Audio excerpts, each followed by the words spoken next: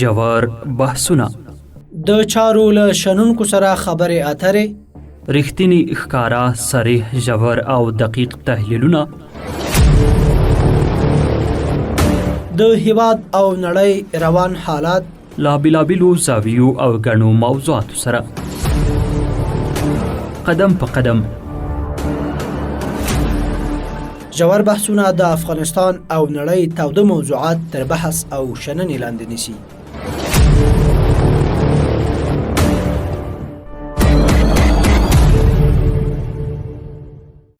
د حریت رادیو درنو اوریدونکو السلام علیکم ورحمت الله وبرکاتو. تاسې له حریت رادیو نه د حریت ژور بحثونو خپرونه په 88.5 اف ام څپو اورئ. د خپرونې موضوع مو د ریاست الوزرا اقتصادي معاونت کړنو او لاسته راوړنو ته ځانګړې کړې ده. کوربه زموږ د سیر افغان او د بحث قدرمن میلمه مو د سیاسي چارو شنونکی ښاغلی فضل الرحمن اوریا صاحب دی. اوریا صاحب ستړي مشي خپرونې ته بخیر راغلی. مننه. تاسو ته سلامونه او د تاسو درنو لیدونکو او اوریدونکو ته د زړه له کومې سلامونه وړاندې کوم. مننه. درنو اوریدونکو، د اسلامي امارت حاکمیت د نوي حکومت واګې ترلاسه کول او د یاد نظام لخوا اقتصادي بسیاینه او بیا د شته خنډونو او ستونزو له منځه وړل په لومړیو کې داسې انګیرل کېدل چې ګواکې دا به ناممکن وي، مګر اوس لیدل کېږي چې د افغانانو هیلې ورځ تر بلې ژوندۍ او د پرمختګ په تکل کې دي. نن د قوشتېپې کانال د لومړي فاز چارې بشپړې او د دویم فاز رسما پرانیستنه وشوله. په ټولنیزو او ټولیزو رسنیو کې یادې موضوع ته زیات خبري پوښښ ورکړل شوی و. موږ هم نننی بحث د یاد د ریاست الوزرا اقتصادي معاونت کړنو لاسته راوړنو ته ځانګړی کړی، تر څو روښانه کړو چې یاده برخه کې څومره کار شوی، څنګه شوی، سیاسي عواقب څه دي او کومو چارو باندې باید کار وشي. په هکله له ښاغلي اوریا صاحب سره بحث لرو. اوریا صاحب محترم، لومړنۍ پوښتنه دغه ده چې د اقتصادي معاونت لپاره ملا برادر صاحب څنګه او څومره ارزښتمن دی؟ واقعا دا ډیر مهم او اساسي او بنسټیز سوال ده. کوم وخت چې ملا صاحب برادر د اقتصادي کمیسیون مسؤل وټاکل سه، نو اکثره داسې ویل کېدل چې برادر صاحب ډیر بریالی نه وي او غټې پروژې به پلې نشي کړلی.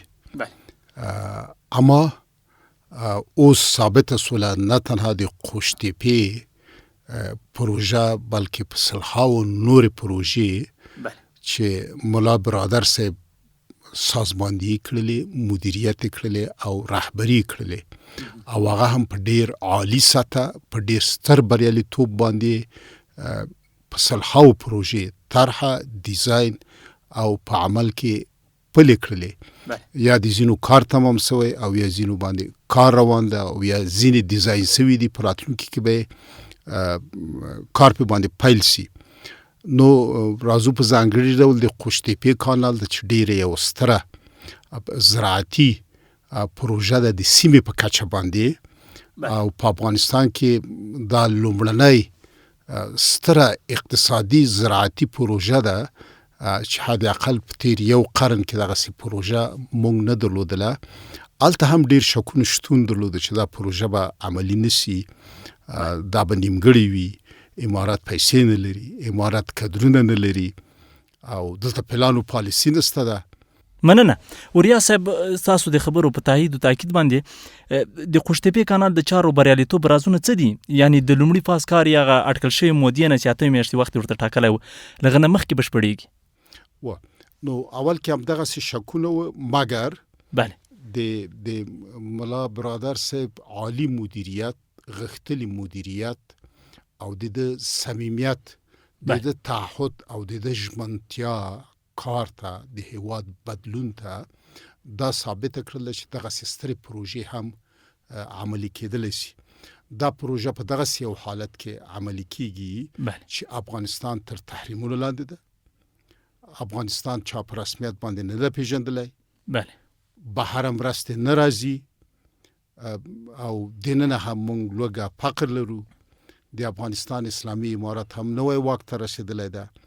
نو په دغسې یو شرایطو کې د دې پروژې عملي کېدل په اصطلاح یو معجزه ده چې ملا برادر صاحب په حقیقت کې د دې پروژې په عملي کولو سره یو داسې ستر ګام او ستره معجزه وکړله چې هم افغانان هم ګاونډي هیوادونه او هم د نړۍ خلک ورته حیران پاتې سول.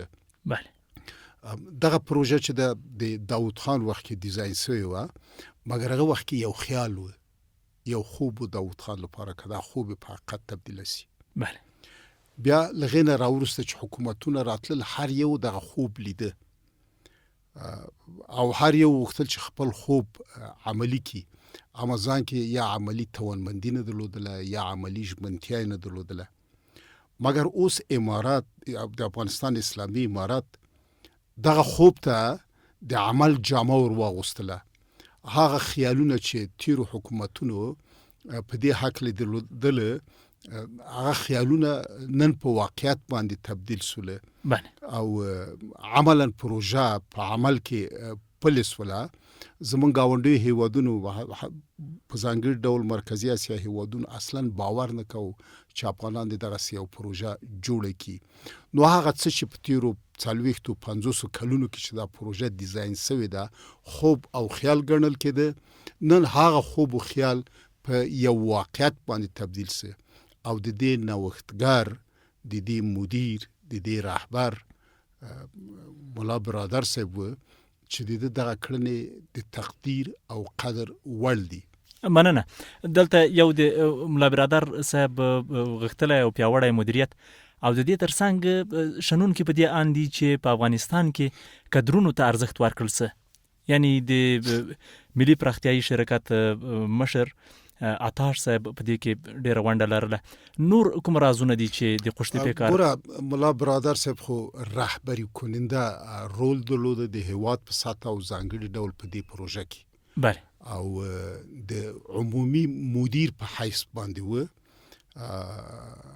چې د رول او عمومي مدیریت او رهبریت هم د قشتې د کانال پاکله او هم د نورو پروژو لپاره ډیر بریالی و.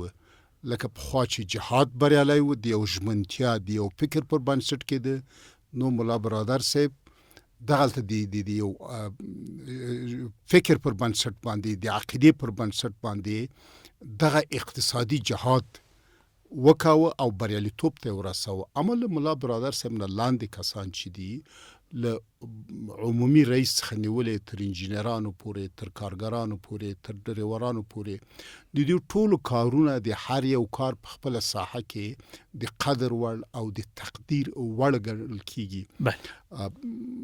زیاتو خلکو دا پوښتنه کوله بخصوص بهرنۍ هیوادونو چې دا انجینران بل کوم چې دا کانال جوړ کړي، دلته خو بهرنۍ انجینران نشته ده، دا متخصصین بل کوم راسي چې دا کانال جوړ کړي او دا پیسې به لکوم جیسی.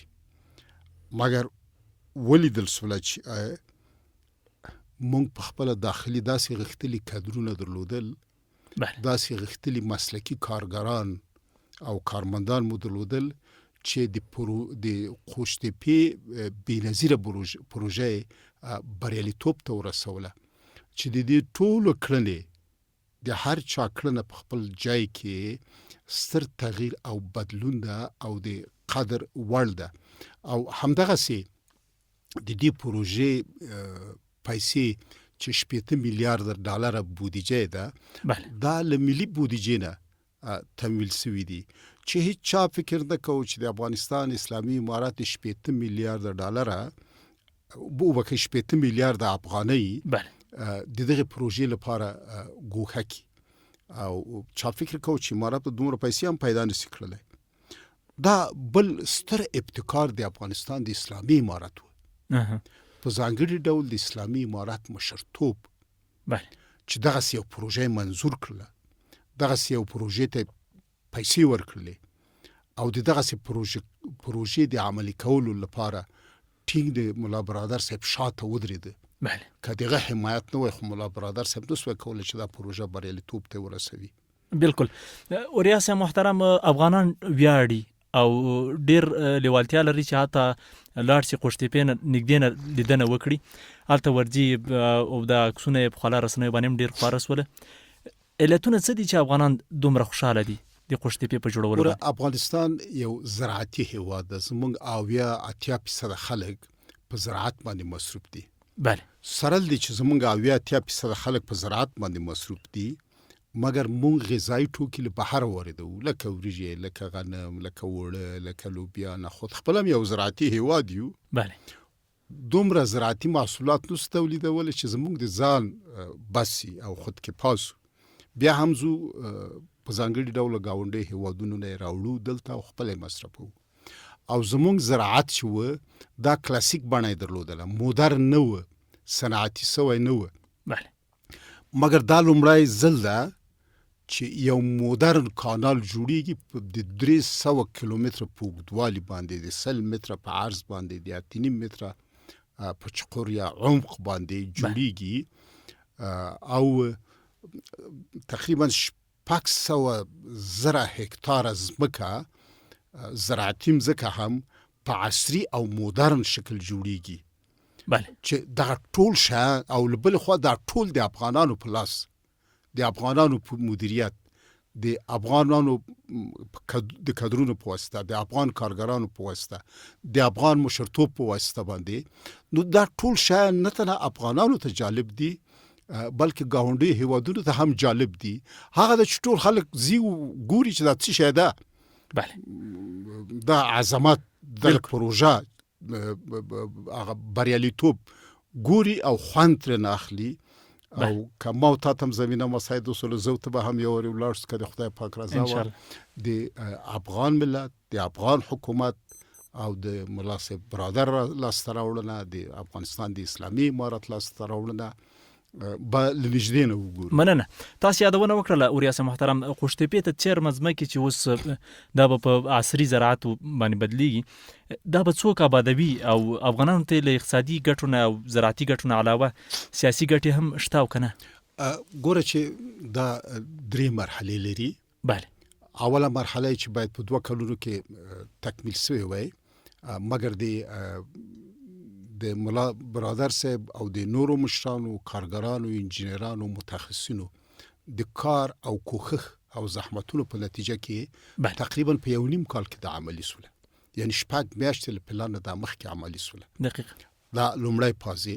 او همداسې دویم پاز باندې به نن سبا کار شروع کیږي، یا په دویم مرحله بل ورځ به په دریم مرحله باندې کار شروع کیږي. او بیا وروستۍ مرحله دا ده چې فرعي کانالونه جوړ شي، او دا فرعي کانالونه به دغه شاړې مځکې په زراعتي مځکو باندې تبدیلی کی. او زراعت بالته عصري وي، مدرن به وي. الته اوس متخصصینو فکر کوم کار کړی ده، دغه خاورې معاینه کړي، لابراتوار کړي دي چې کوم ځای کې د زراعت لپاره مځکه ښه ده، کوم ځای کې مثلا غنم وکرل شي مځکه ورته ښه ده، کوم ځای کې مثلا یو ترکاري وکرل شي ورته مځکه ښه ده، کوم ځای کې باغ جوړ شي مځکه ورته ښه ده، کوم ځای کې کورونه جوړ شي، کوم ځای کې شهرک جوړ شي، کوم ځای کې مکتب جوړ شي. دغه کار زه فکر کوم یا تکمیل شوی او یا د تکمیلېدلو په حالت کې ده. بیا به د همدغو کړنو پر بنسټ باندې په وروستۍ مرحله کې فرعي کانالونه جوړیږي، مځکې به خړوبه کیږي، او بیا به پس لغې څه مځکې به دولت اخلي، حکومت به اخلي، په خپله به مدیریت کوي، او څه مځکې به افغانانو ته ورکړي، چاته 10 جریبه، چاته 100 جریبه، چاته 50 جریبه، او د دوی په مابین کې به وویشي. او په نتیجه کې به مونږ په افغانستان کې ډیر یو ستر زراعتي پروژه ولرو د سیمې په کچه باندې، چې دا به هم صنعتي وي، زراعت به صنعتي وي، زراعت به مدرن وي، زراعت به پرمختللی وي، او زراعت به د دقیق او علمي تحقیقاتو پر بنسټ باندې الته منځته راځي او پر مخ به بیول کیږي. نو دې سره به جوخت د افغانستان څهره هم بدله شي. یعنی نور به افغانان دې ته نه مجبور کیږي چې وړل بیرونه راوړي، هغه نور غذایی توکي له بیرونه راوړي. افغانستان به کاملا د زراعت له لحاظه خودکفاوي او خپل کورنی ستونزې به حل کوي، او آن یو څه ناڅه زراعتي محصولات ګاونډي هیوادونو ته هم صادروي. مننه. یو خبره دا اوریاس محترم په ډیره بخښنې سره د امو سیند هغه غاړې ته د افغانانو ګاونډي هیوادونه منځنۍ اسیا هیوادونه هغوی ځینې غبرګونونه هم لرل د قوشتېپې کانال په هکله. د قوشتېپې کانال د بشپړېدلو نه وروسته چې افغانان ګټه ورنه اخلي، د افغانانو سره خو په سیاسي تعاملاتو اړیکو کې څه تغییر نه راځي. ګوره چې دغه زموږ ګاونډي هیوادونه چې په مرکزي اسیا کې دي، بله، کوم وخت چې د قوشتېپې کانال کار پیل کېده، دوی فکر نه کوي چې د افغانستان حکومت دا کانال جوړ کړلی سي. بله، دوی ویل چې دوی او دا کانال جوړول ډیره لري خبر ده، ځکه موږ خو متخصصین لرو، انجینران لرو، نه پوهېږم ماشټران لرو، دوی خو هیڅ شی نه لري، دوی به په څه شي جوړ کړي. دوی دغه باور بیخي نه کوه. بله، اما اوس چې ولیدل چې دا لړۍ عملي سوله، نو لږ سره ټکني سوله. او دغه ټکني ولې سول سره؟ ځکه د اوبو نه 100% دوی استفاده کوله. بله، او وروسته له دې ټولو اوبو نه استفاده نشي کولی. تقریبا دغه اوبو په تهیه کولو کې افغانستان 40% یا 40% ونډه لري. بله، نور ونډه د تاجکستان او قرغیزستان ده. اما مصرف چې اوس دغه قوشتېپې کانال ته اوبه راځي، دا په یو کال کې 9 میلیارده متر مکعب اوبه دي. بله، چې د آمو له سیند باید راسي، او دغه ستره زراعتي پروژه ده چې د په افغانستان په سطح زور ته د قرن پروژه وایم، بله، خړوبه کې چې دا ټوله تقریبا 10% اوبه دي آمو د سیند کې، یعنی دا 9 میلیارده متر مکعب اوبه چې په یو کال کې د آمو له سیند اخیستل کېږي او د مځکې په باندې خړوبه کېږي، دا 10% اوبه دي. بله، یعنی له 100% نه موږ 10% اوبه اخلو، چې دا زموږ ټول حق نه ده. حد اقل هلته موږ شاید تر 40% پورې حق ولرو په دې اوبو کې، چې باید ګټه ترنه اوچته کړو، او دغه 10% حق زموږ نور پاتې کېږي، هغونه هم کولی سو موږ ګټه اوچته کړو. بله، څه شی مثبت ټکی چې دلته شتون لري، له هغه وخته چې آمو د افغانستان سرحد ګرځېدلی ده، افغانستان د آمو له سینده ګټه نه ده اوچته کړې، بلکې زموږ ګاونډیو هیوادونو خپل حق هم نه هم استفاده کړې، او د افغانانو له حق هم استفاده کړې ده. بله، په اوسنۍ شرایطو کې چې افغانستان 9 میلیارده متر مکعب اوبه اخلي، یا 10% له آمو سیند اوبه اخلي، دا د بل چا حق نه ده. بله، دا د هلمند سیند خلاف چې هلته مونږ ایرانیانو سره یو تعهد درلود، یو قرارداد هم امضا کړی و. د آمو په سیند کې افغانستان له هیچا سره قرارداد نه دی امضا کړی، بله، نه ازبکستان سره، نه شوروي سره، نه تزار د روسیې سره. پس افغانستان کولی شي دلته خپل حق چې هماغه 40% شاوخوا اوبه کېږي، چې 10% نه اوس استفاده کوي، له دې نه ګټه اوچته کړي. دا چې زموږ حق ده، مسلم حق هم ده، بله، مشروع حق هم ده، او ټول نړیوال قوانین، نړیوال کنونسیونونه چې د اوبو په هکله دي، هغوی افغانانو ته اجازه ورکوي، افغانانو ته صلاحیت ورکوي چې له خپل اوبو نه ګټه اوچته کړي. اما راځو ګاونډي هیوادونو ته. ګاونډي هیوادونه یو ازبکستان ده، چې هغه باندې طبیعتا دا تاثیر کوي، خو ازبکستان حق نه لري، ځکه دا د مونږ حق ده. بله، چې زمونږ په حق باندې له مونږ خفه سي. نو زما په یاد چې تیرو کې د ازبکستان حکومت ژمنه وسپارله چې د قوشتېپې د کانال په جوړولو کې به له افغانستان سره مرسته وکړي، یعنی سره دې چې ازبکستان مخالفت نه کوي په عمل کې، بلکې مرسته کوي، حاضره ده چې دلته سرمایه گذاري هم وکوي.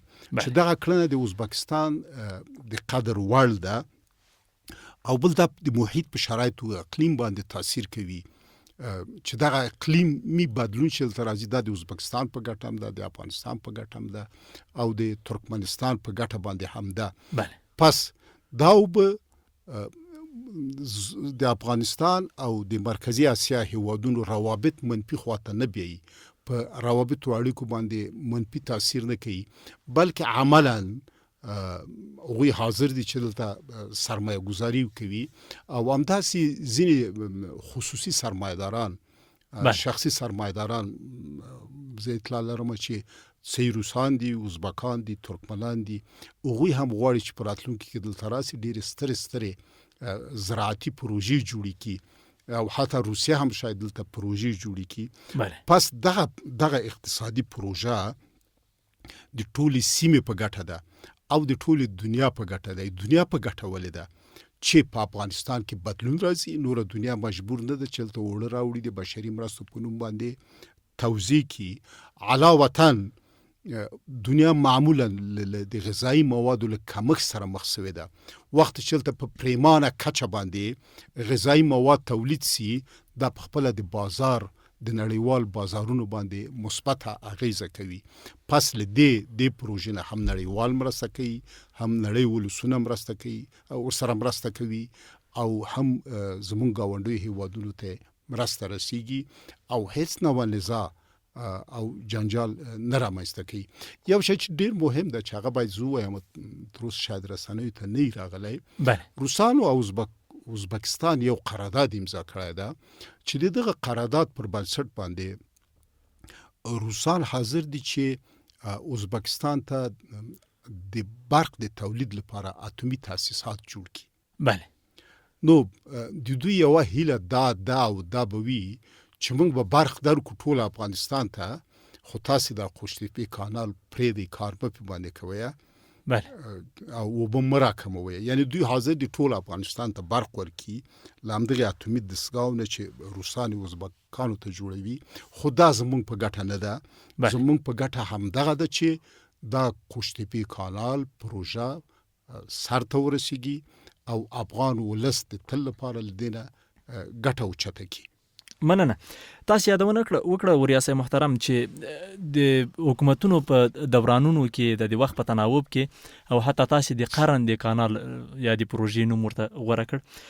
د دغه کلونو په اوږدو کې اسلامي امارات له نورو افغان حکومتونو سره کوم توپیر لري یا کومې خاص ځانګړنې لري چې دوی د اوبو د مهار په برخه کې قاطع دریځ لري؟ څو ځانګړتیاوې لري. نور حکومتونه د فکري له لحاظه په ستراتیژیک ډول باندې د دغه پروژې آبادولو ته آمادګي نه درلودله. نورو حکومتونو ډار درلوده که دا پروژه موږ جوړ کړو ګاونډیان به رانه خفه سي. نورو حکومتونو نسوی کولی چې دغسې بودیجه تیاره کړي. نورو حکومتونو نسوی کولی چې دغسې یو عالي مدیریت او رهبري رامنځته کړي. او نورو حکومتونو د دغه پروژې جوړول یو اسلامی جهاد نه ګاڼه. او نورو حکومتونو په ځینو ډګرونو کې دومره غټې پروژې ته ژمنتیا نه درلودله، توانمندي نه درلوده، ظرفیت نه درلوده، او په ځانګړي ډول کراسو د 20 کلن اشغال ته چې د 20 کلن اشغال کې دا پروژه باید پیل شوی وای او پای ته رسېدلی وای. خو نه امریکا او ناتو دې ته ژمنه وه چې د افغانستان په بیا جوړولو، د افغانستان په ودانولو کې ونډه واخلي، او نه د هغو لاسپوڅي جمهوریت اوس چې امریکانو جمهوریت ادعا کوي چې $100 میلیارد راغله. په $100 میلیارد چې افغانستان سره کومک شوی ده، دا تقریبا څه کم $1 میلیارد مصرف لري. نو ولې دوی دا پروژه د قوشتېپې جوړه نه کړله؟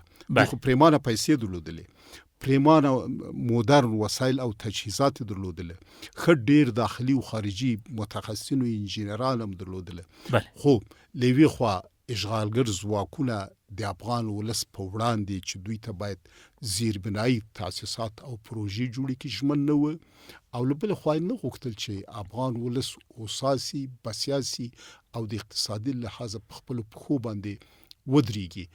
اما جمهوریت هم دغه ظرفیت او توانمندي په خپل ځان کې نه لیدله چې دغسې پروژه شروع کړي او پای ته ورسوي، سره له دې چې پریمانه پیسې درلودلې. اما د افغانستان اسلامي امارت چې یو بهرنی وګړی هم په دې پروژه کې شتون نه لري، افغان ولس ته ژمنتیا لري، اقتصادي کارونه جهاد ګڼي او په ځان باندې فرض ګڼي چې ولس ته باید کار وکوي، د ولس نس باید موړ کی او افغاني ټولنه باید هوسا کی، افغاني ټولنه باید ښېرازه کی او افغاني ټولنه باید د پرمختګ خواته بوزي. دا د افغانستان د اسلامي امارت ځانګړتیاوې دي چې تېرو حکومتونو کې نه وه. مونږ باید خپل سیاسي استقلال ټینګ کړو، مضبوطه یې کړو. دا څه وخت کېدلی سي؟ دا هغه وخت کېدلی سي چې مونږ اقتصادي توسعه ولرو، اقتصادي پرمختګ ولرو. مونږ باید د افغانستان د حکومت لا مضبوطه کو او ریښې لا پراخه کو، دا هغه وخت ممکن ده چې موږ اقتصادي توسعه ولرو، اقتصادي وده ولرو. موږ هغه وخت بهرنی فعال سیاست لوبولی سو چې موږ د اقتصاد له لحاظه شاته یو څه ولرو او په هغې باندې تکیه وکوو. نو د افغانستان اسلامي امارت، د افغانستان حکومت دې ته ژمن ده چې هم خپل سیاسي استقلال ټینګ کړي، هم خپل حکومت ټینګ کړي او هم خپل ولس د اقتصادي لحاظه په ځان باندې بسیا کی او افغاني ټولنه حد اقل د زراعت په برخه کې خود کې پاسي، چې دغه کار د پروژې د خوشتپې پروژه په همدغه ډګر کې ستر جهاد و چې د افغانستان حکومت اقتصادي جهاد و پایله کې او نن لومړنۍ مرحله لومړنۍ پاز تکمیل سه. یعنی دغه اقتصادي جهاد چې باید په 2 کالو کې پای ته رسیدلی وای، هغه په 1.5 کال کې په بریالیتوب سره پای ته ورسېده، چې زه ټولو هغو کسانو ته چې په دې پروژه کې ونډه درلودله له ملا صاحب برادر ته ټیټه پورې ټول ته د زړه له کومې مبارکي وایم. مننه. درنو اوریدونکو، د تودو بحثونو خپرونه دوام لري. لنډه دمه اخلو، له دمې وروسته له موږ سره اوسئ.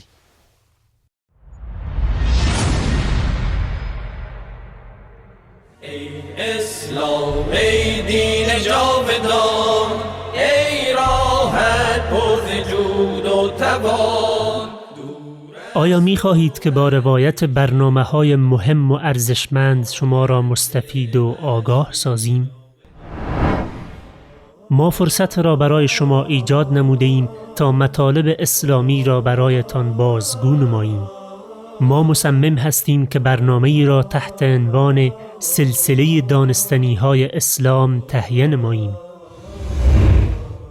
این برنامه برای وضاحت هرچه بیشتر پیرامون سلسله هدف زندگی، محتویات در مورد آخرت، مطالب فکری، سیاسی، اجتماعی و فرهنگی برای شنوندگان محترم تهیه و تقدیم می گردد.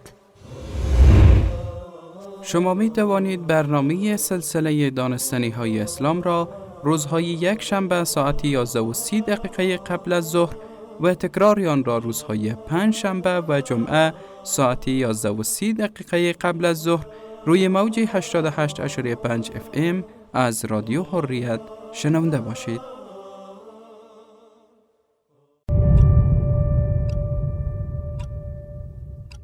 ژوند او اقتصاد. د غوره اقتصاد لارې چارې ستاسو په ژوند کې مثبت اقتصادي بدلون، د هیواد د سوداګرۍ او صنعت روان حالات، اقتصادي برخه کې د اسلامي امارت لاسته راوړنې، خدمتونه او پرمختګونه، دا ټول د ژوند او اقتصاد خپرونه کې.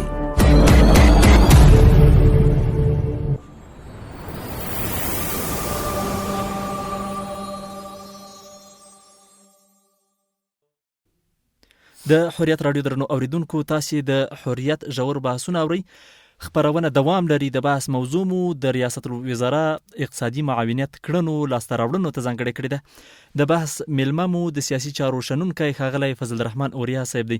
اوریا صاحب، راګرځو بحث ته او پوښتنه هم دا دی چې اسلامي امارت له مخکنۍ ادارې سره د ملي خدماتو تعادل په برخه کې کوم توپیرونه لري؟ یعنی کومه پرتله کو اسلامي امارت په دغه برخه کې کوم معیارونه ټاکلي دي چې هغه معیارونو ته په کتلو دوی ملت ته خدمات وړاندې کوي؟ د افغانستان د اسلامي امارت پخوانی ژمنې داسې وي چې باید د افغانستان استقلال لاسته راوړي او بهرني ځواکونه باید له افغانستان څخه وباسي او یو اسلامي حکومت جوړ کړي. دا غټي اساسي غوښتنې د اول مرحله وي. د لوی اعلی په مرسته باندې جهاد بریالی سه، بهرني ځواکونه له افغانستان ووتل، اسلامي حکومت جوړ سه، د افغانستان سیاسي استقلال ترلاسه سه. دا لومړنۍ غوښتنې وي چې هغه عملي سولې. زما انداز دی چې د افغانستان د اسلامي امارت دویم غوښتنې، د دویم پړاو غوښتنې چې اوس دا هم په حقیقت کې ستر جهاد ده. پرون وسلوال جهاد و، نن د قلم جهاد ده، نن اقتصادي جهاد ده، نن فرهنګي جهاد ده. نو لومړنی کار د افغانستان د اسلامي امارت بداوي چې یو مضبوطه حکومت، مضبوطه دولت، مضبوطه نظام بله او پاک نظام له منفي عناصرو څخه جوړ کی او داسې یو نظام چې د افغانستان ټول ولس په هغې کې ځان وګوري او داسې یو اسلامي نظام، حکومت او دولت وي چې په سیمه او نړۍ کې بې ساره وي. دا لومړنی. او دویمه موخه دا ده چې افغانستان د پرمختګ لپاره باید د ژوند په ټولو ډګرونو کې له هغې جملې څخه د اقتصاد په ډګر کې ګامونه اوچت کړي. بله ځکه د افغانستان د اسلامي امارت بریالیتوب او د افغانستان د حکومت تل پاتې بقا په دې کې نغښتې ده چې اقتصادي پروژې طرح سي. مننه ریاست محترم. فی الحال اوس چې موږ ګورو، ستاسې خبره مې پرې کړله په ډېرې بخښنې سره، اوس د اسلامي امارت د خدماتو تعادل ته که موږ تاسې فکر وکړو او د پروژو او د خدماتو تقسیمات په جغرافیوي لحاظ باندې په سمتي برخو باندې که موږ تاسې وارزو، د هېواد په ټولو ولایتونو یا په ټولو سمتونو کې متوازنه کار روان ده. تاسې څنګه ارزوئ دغه خدمات؟ ګوره، اقتصادي معاونیت زه فکر کوم یو 15 کلن پلان باندې کار کوي، یا به جوړ کړي او یا به جوړولو ته نږدې وي، چې دا د اقتصادي معاونیت ستر ابتکار ده چې دوی 15 کلن ستراتیژیک اقتصادي پلان د افغانستان لپاره ولري. او په دغه پلان باندې به هم بهرنیان سرمایه گذاري کوي د دې پلان پر بنسټ، او هم به افغانان سرمایه گذاري کوي. نو په اوسنۍ شرایطو کې دا پوښتنه څنګه بخښنه غواړم، منظور دا و ریاست محترم چې په افغانستان کې د خدماتو د عرضه کولو په برخه کې تعادل څنګه ارزوي؟ بله و. نو د اقتصادي معاونیت کوم پروژې چې د دوی تر لاس لاندې دي، بله دا زما باندې تعادل پر بنسټ نه کیږي. مثلا که خوشتپې کانال په شمال د هیواد کې جوړیږي، نو حتما جنوب کې هم یو بل کانال جوړیږي. نو د اقتصادي پروژو جوړېدل د هرې سیمې امکاناتو او ظرفیتونو پورې اړه لري. مثلا بدخشان کې د طلا معدن دلته به کار پې باندې کیږي، بامیانو کې د اوسپنو معدن دلته به د اوسپنې کار کیږي. نو د هرې سیمې په ظرفیتونو په پام کې نیولو سره، د هرې سیمې د هغه شتمنیو په پام کې نیولو سره چې طبیعي شتمنۍ څه دي، د هغو پر بنسټ به کار په باندې کیږي. او په څنګ د دې کې د دولت امکانات به هم په پام کې نیول کیږي چې دولت څومره پیسې لري، څومره کادرونه لري. دغه دواړه عناصر په پام کې نیول کیږي، بیا اقتصادي پروژې تمویلیږي. دا ډیره مهمه نه ده چې یو ولایت کې د 10 پروژې عملي سي، خو هغه 10 پروژونه بیا ټول هیواد ګټه اوچتوي او ټول ولس ترې ګټه اوچتوي. او خدمات تنها د پروژو جوړول نه دي، دلته اجتماعي خدمات دي، دلته فرهنګي خدمات دي، دلته نور ډولونه د خدمات دي. د بېلګې په ډول که د کابل ښاروالي وګورو، د کابل ښاریانو ته په تیرو 2 کلونو کې ویلی سو چې لا تنهایی خدمات په مختلفو خواو کې عرضه کړله، او هغه څه دوی په 2 کلونو کې دومره خدمات عرضه کړله چې اشغالګرو او جمهوریت په 20 کلونو کې نه وکړي. دغه د کابل ښار چې موږ تاسې په خپلو سترګو وینو چې یو ښاروال او یوې ښاروالي دومره سترې پروژې د کابل په ښار کې پلې کړلې، همدغسې ټول افغانستان کې پروژې پلې کېږي، بازسازي کېږي او اقتصادي پرمختګونه کېږي، او د ژوند په ټولو ډګرونو کې په سیستماتیک ډول باندې خدمات عرضه کېږي. مننه. ریاست محترم، چونکه وخت کم ده، نازک دی، پوښتنه دا ده چې د اقتصادي معاونیت او د بهرنیو چارو وزارت چارې کوم تناسب لري، خصوصا په بهرني سیاست کې؟ اوس موږ تاسې په پاکستان کې ګورو، هلته افغان تاجران له ځینو ستونزو سره مخ دي. اقتصادي معاونیت هم په دې برخه کې څه مسؤلیتونه لري او که نه؟ ګورې چې ملا برادر صاحب په 100 دفعې غږ کړی ده په افغان تجارانو باندې چې بیرون له هیواد څخه دي، هغوی خپله سرمایه داخل د هیواد ته راوړي او دوی داخل ته رسي. بله. او په تیرو 2 کلونو کې یو زیات شمیر تجاران له بهر څخه راغلي دي او دلته سرمایه گذاري کړې ده، او همدارنګه اقتصادي معاونیت په دې وتوانېده چې ترکیه کې ډېرې غټې اقتصادي غونډې ولري او هلته له تجارانو سرمایه‌دارانو ته بلنه ورکړي چې راسي افغانستان کې باید سرمایه گذاري وکوي، او دوی ومنله او عملا ځینو کار شروع کړی او ځینې به په آینده کې کار شروع کوي. یو خو د اقتصادي معاونیت کارونه دي چې هغه باید سر ته ورسوي او په ډیر بریالیتوب سره د اقتصاد په ډګر کې دا کارونه سر ته رسولي دي. اما چې وزارت خارجه پورې اړه لري چې هغه بل وزارت یا بل معاونیت نشي کولای. وزیر د بهرنیو چارو وزیر په حقیقت کې بله د افغانستان د ملي ګټو ممثل د په نړیوالو اړیکو کې، په نړیوال ډګر کې هغه پالیسي چې د بهرنیو چارو وزارت د حکومت، دولت او نظام لخوا څخه ورکول کیږي، د بهرنیو چارو وزارت او وزیر د یو ستر لوبغاړي په حیث په نړیوالو اړیکو کې، په نړیوال ډګر کې باید د افغانستان له ملي مشروع ګټو نه دفاع وکړي او د هغو د عملي کولو لپاره باید ګامونه اوچت کړي.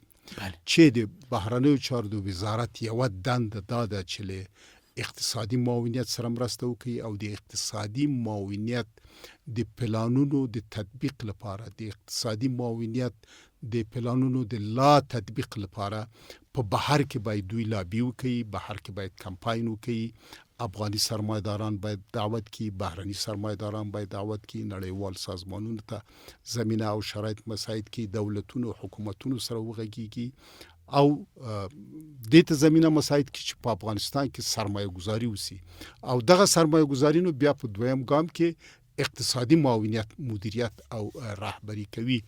پس د بهرنیو چارو وزارت باید د افغانستان له ملي او مشروع ګټو نه په ځانګړي ډول په اقتصادي ډګر کې په نړیواله لوبه کې، په نړیوالو اړیکو کې باید حمایت وکړي، دفاع ترېنه وکړي او په عمل کې پلي کړي چې طبیعتاً اقتصادي معاونیت بیا ترېنه ګټه اوچته. مننه.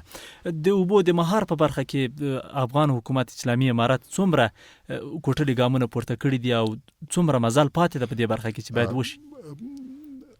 اوبه نن په نړۍ کې یو ستر ستونزې سره مخ ده او اقلیم د تغییر په حالت کې ده. بله.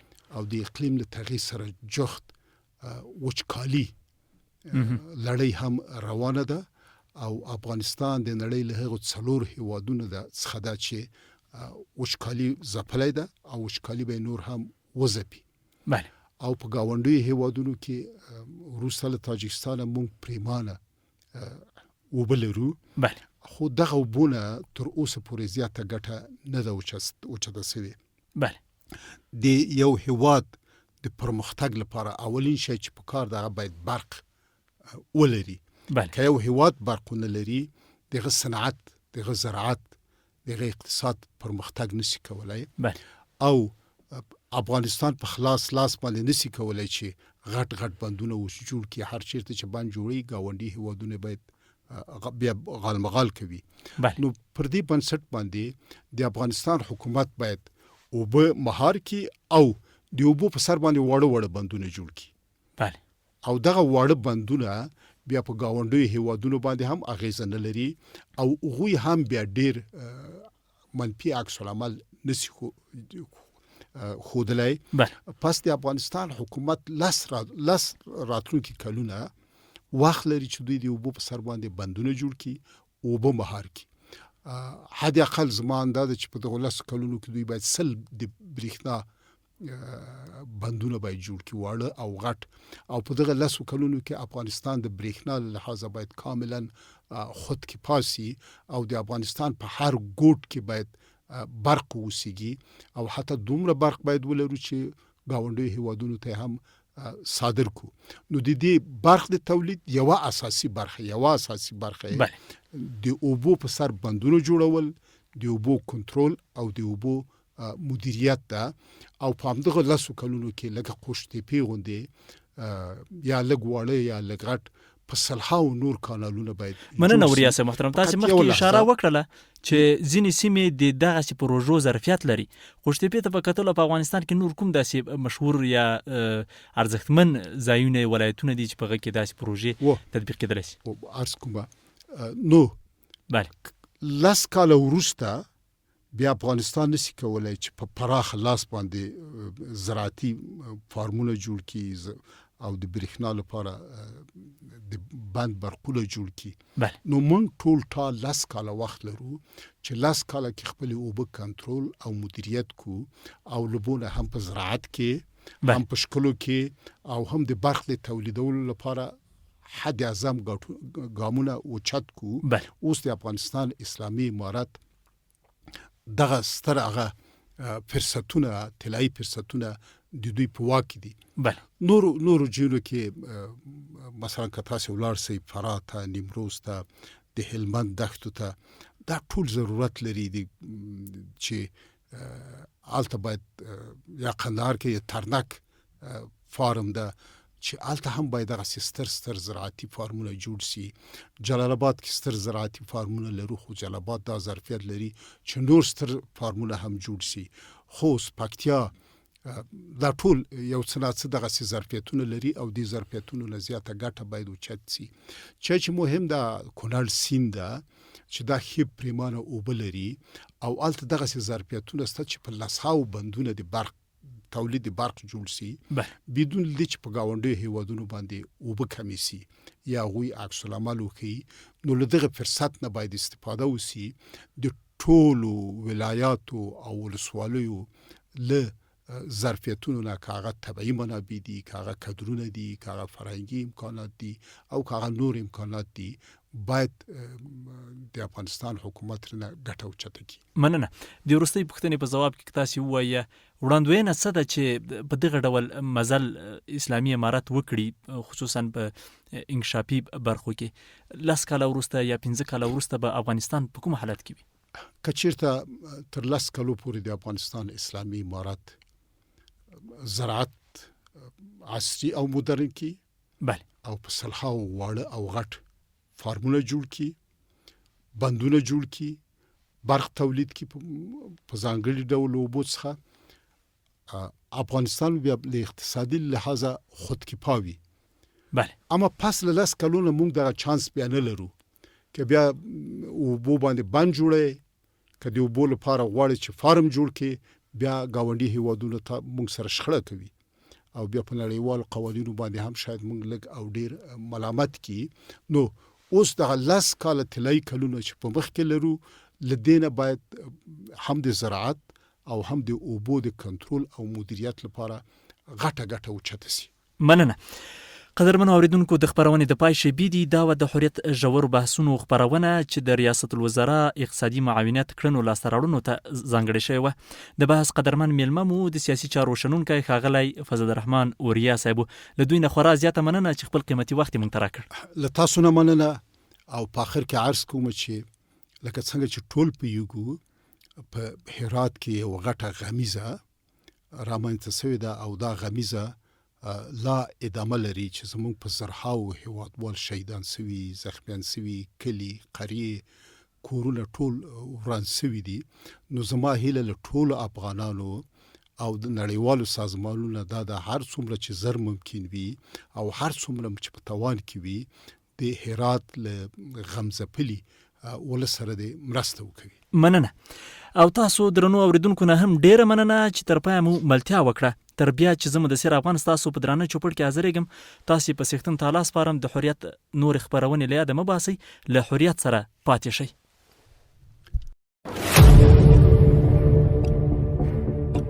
ژور بحثونه، د چارو له شنونکو سره خبرې اترې، رښتینی ښکارا صریح ژور او دقیق تحلیلونه، د هیواد او نړۍ روان حالات لا بېلابېلو زاویو او ګڼو موضوعاتو سره قدم په قدم ژور بحثونه د افغانستان او نړۍ تاوده موضوعات تر بحث او شننې لاندې نیسي.